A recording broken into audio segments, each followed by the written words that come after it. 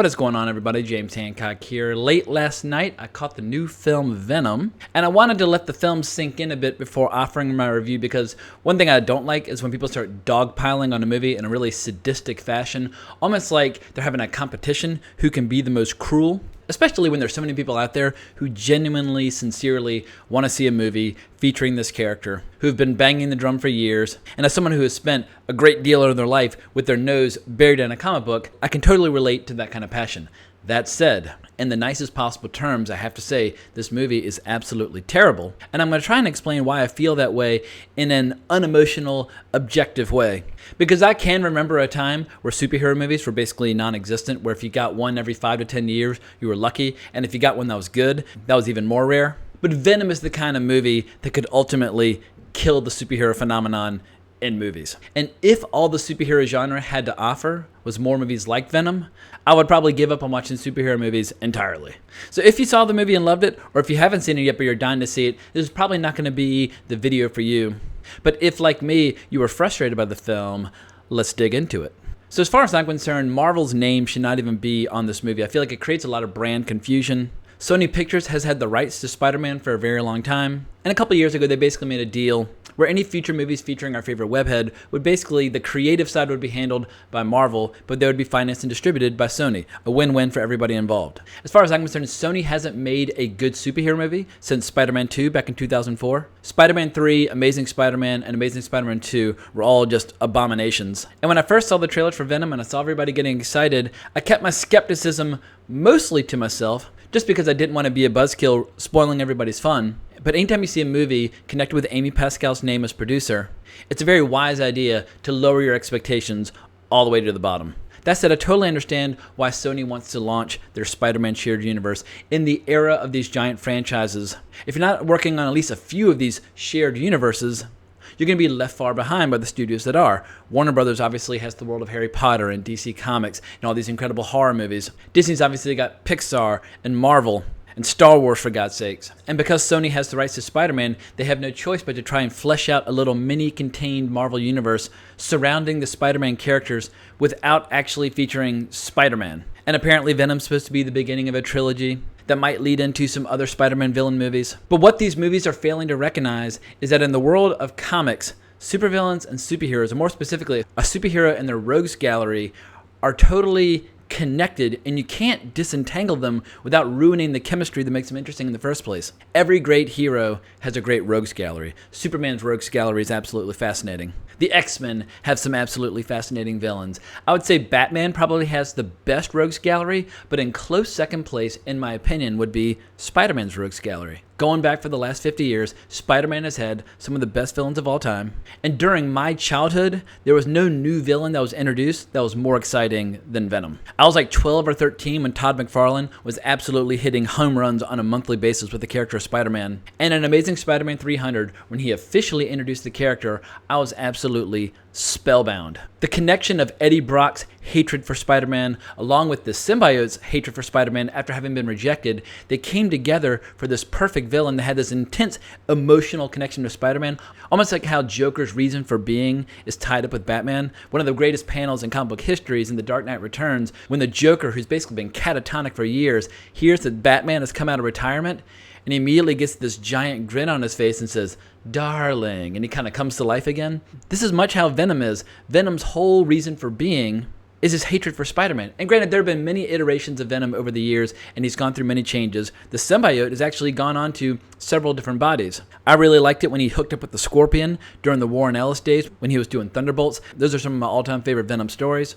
There are a lot of people who really love the Flash Thompson stories, where he's basically like a super mercenary wearing the Venom suit. But at its core, Venom is all about Eddie Brock. But by doing an Eddie Brock origin story without Spider-Man, you're basically cutting yourself off from the main artery of what makes that story interesting in the first place. So from the word go, conceptually, this movie was just a gigantic misfire. But there's also a major problem where this movie just has no idea what movie it wants to be.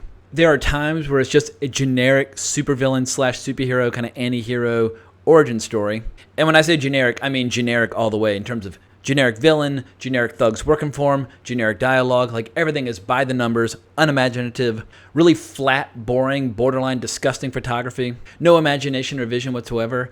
And then there are times where the movie is just outright embarrassingly stupid. And I felt nothing but pity for Tom Hardy during the movie because he is doing everything in his power to try to breathe something resembling life into this film. It reminded me of somebody like drowning in a pool of water, and somebody keeps throwing them puppies and infants, and they're trying desperately to keep all these little creatures alive, but they're completely overwhelmed. There's no chance they'll ever be able to pull it off. And I know a lot of people are talking about how this movie is actually secretly like one of those bad movies that's so bad that it's good, and that it actually is like a really funny buddy movie. I don't buy that at all. I kind of snickered maybe once or twice. And while the audience that I saw this movie with was absolutely 100% fired up for it, I could hear kind of scattered giggling throughout. But never at any point did everybody start clapping, or never at any point did everybody start laughing in unison. It was just kind of an awkward, cringe-inducing affair for everybody involved. And so much was made of the debate of PG-13 versus R in the months leading up to the release. But the problems in this movie run far deeper than whether or not you're willing to show Venom ripping someone's arm off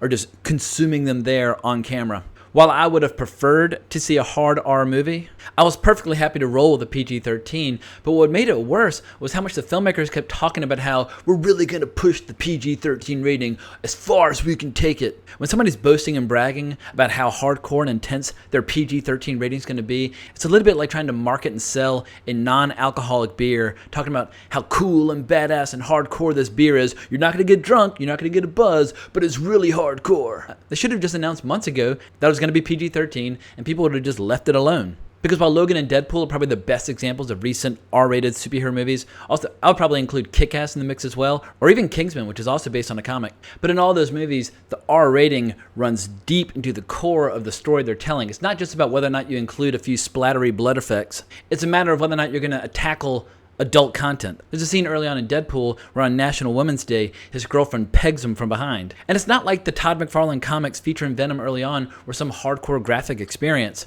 A lot of that came later. Like when Eric Larson got on the book, that's when we first started seeing Venom saying things like I no longer want to kill you, I want to eat your brain. And that's when we really got like the tongue and the slobber, and things started getting really hardcore. But it was a gradual thing. There are plenty of great Venom stories that are actually pretty clean. The problem with this movie is the screenplay. And apparently this movie's been in development since 2007. How you can get this far after 11 years with a screenplay as boring and lifeless and unimaginative is just staggering. There is absolutely no ambition whatsoever, and more alarming, it seems to be mired in the early 2000s, almost as if everybody involved hasn't watched a superhero movie since the days of like the Tim Story, like Fantastic Four movies.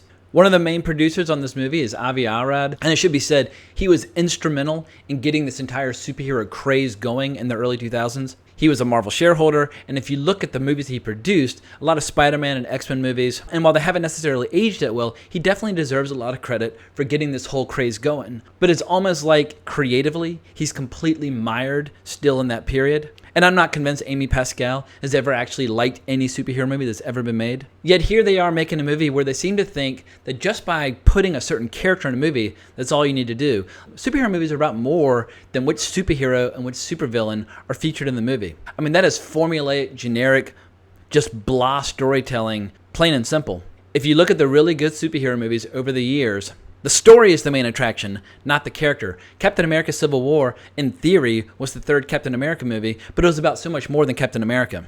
Or Avengers Infinity War, in theory, it was the third Avengers movie, but it was about so much more than just yet another movie starring the Avengers. Superhero movies are constantly evolving, and they always have, and they always will, and every once in a while a movie comes along that raises the bar of what the fans expect. Going back to the earliest days of like the great Fleischer Brothers animation featuring Superman, up through the modern era with movies like Infinity War, every once in a while a movie like Dark Knight will come along where you're like, whoa, this makes everything that came before it seem kind of irrelevant. Where's this genre going to go next? Venom seems determined to take things back in time like 15 years, to the days of like the Ben Affleck Daredevil, or the Halle Berry Catwoman, or the Nicolas Cage Ghost Rider. These are movies that have not aged well. And when people talk about superhero fatigue, it is movies like Venom that cause it. Also, if you're going to be introducing a new character and trying to launch this Sony/Marvel shared universe, I wish they would just call it the Sony Spideyverse and leave Marvel's name off of it, because it's not Marvel. Unless it is produced by Kevin Feige, part of the Marvel Cinematic Universe, it is not Marvel. You're basically licensing characters. But when you're introducing a new character, it helps if you make them feel special, unique, extraordinary. And nothing makes a character seem less extraordinary than to have a villain who basically looks exactly like him with pretty much the exact same powers.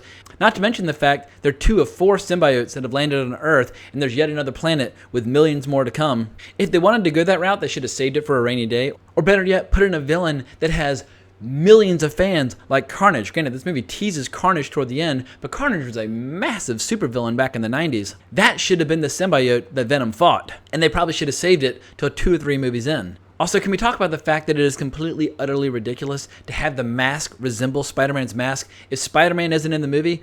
The whole reason the symbiote has an appearance in the first place is because way back in Secret Wars #8, when the symbiote was just a little black ball floating in space, Spider-Man needed a new costume because it had been torn up in battle. The symbiote crawled all over him, and it basically made a close approximation of what his costume should look like, which had the white eyes, the white spider, and the black suit. Years later, when Spider-Man rejected the suit had basically absorbed some of the essence and some of the powers of Spider-Man, and then it transferred that over to Eddie Brock when the costume got on him. In the comic, Venom shoots webs, much like Spider-Man. He basically has like the Spider-Man powers, and he's in a cool way able to deaden or dampen Spider-Man's spider sense, which makes him all the more dangerous in combat. But unless the symbiote has actually been on Spider-Man initially, there's absolutely no reason to have the Spider-Man eyes. It's just stupid planning. It just shows that they're not thinking this stuff through. And speaking of the villain, Riz Ahmed is one of the finest young actors who has emerged in recent years. He's rapidly developing a huge fan base. I don't know if I've ever seen a more boring, lifeless performance in my life by such a dynamic young actor. It's almost like they bought a book on how to write a wooden, generic, predictable villain, twirling their mustache and saying mean, evil things, and just inserted those lines into his mouth at every available opportunity. I hope they paid him absolutely up the wazoo and that he bought himself a nice house, because this is an absolute career low for him and a total embarrassment. Michelle Williams, one of the best actresses of her generation. Once again, I hope she was incredibly well paid. And Tom Hardy, he will absolutely bounce back from this if this movie makes piles of money. And it very well might. Stranger things have happened. But he's got such an incredible filmography already. I mean, Mad Max Fury Road, one of the best action/science fiction movies of the last 20 years. I mean, he's got a laundry list of great performances at this point. And to his credit, he's marketing the hell out of this movie. He's doing tons of publicity. He's going to all the screenings. He's pretending to be enthused and excited. But I think the entire superhero/comic book fan community would all be happier if Sony would just say, you know what? We are no longer in the business of making Spider-Man movies. However, what we're going to do is we're going to partner up with Disney. We're going to finance a laundry list of Spider-Man themed movies. We're going to let Marvel do the creative. We'll distribute. We still get to make our money.